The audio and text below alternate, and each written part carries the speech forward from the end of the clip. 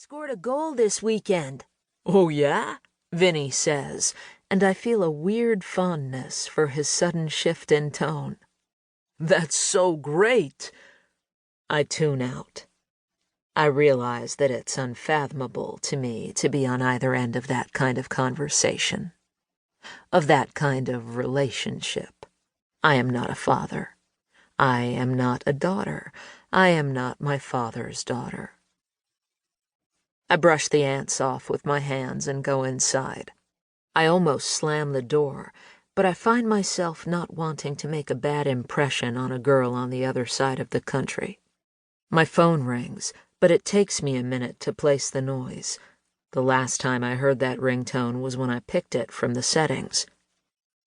It's my mother. Run, I think, like there's another fire on the other side of the phone. I let it ring. After a minute, she calls again. Hi, Mom, I say. Sheila, she says, it's Mom. I lean against the cabinet in my kitchen, really just a corner of the single room I live in. Hi, Mom, I say again. When's the last time you visited your grandma? She asks, the your placing guilt squarely on my shoulders. Last week? I say. It was probably a month ago. Well, she says, and she takes a deep breath. I can tell she feels important and serious. She lives for this shit. And I understand the 6 a.m. call. I think you should visit her as soon as possible. Hang up, I try not to say out loud. Run, run, run. 2. My grandmother is very old, and tonight she'll die in her sleep. But right now, she says, I have something to tell you, sweet girl. She's wrinkled, shriveled, really, but she still looks like me and my mother. We each inherited her wiry blonde hair and bony knees and shoulders. My grandmother's hair is gray now, neck length. She looks away, her chin down, and she doesn't look happy, but she also doesn't look afraid, and that's how I've always known her. Her papery hands clutch a small shoebox to her stomach. She holds it tight, like it's hardwired into her blood. I try to keep my eyes off the box.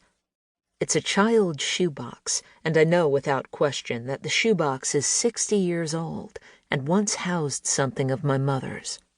I don't know what shoes my mother wore as a kid.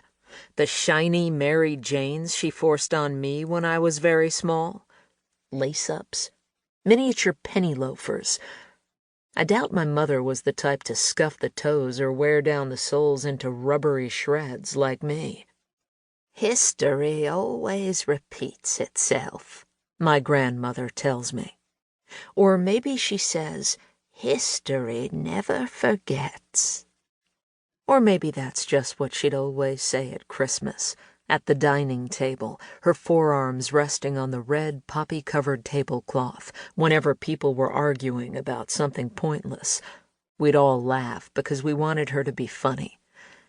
Nothing is funny now. I smile at her.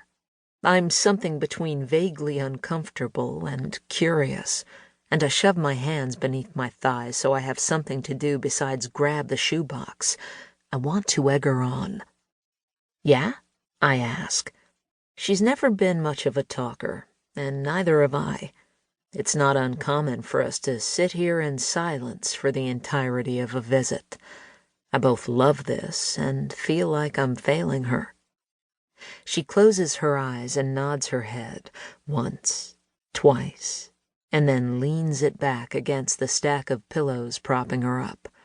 I can already tell I'm not going to get much more out of her. The room oppresses me. It's just too big for a twin bed and 2 wicker chairs. I don't think about my grandmother, the way she has always been there for me, loving, but a few steps away. And I don't know if that distance was me or her. I focus on very recent history, my second appointment with a therapist in many years.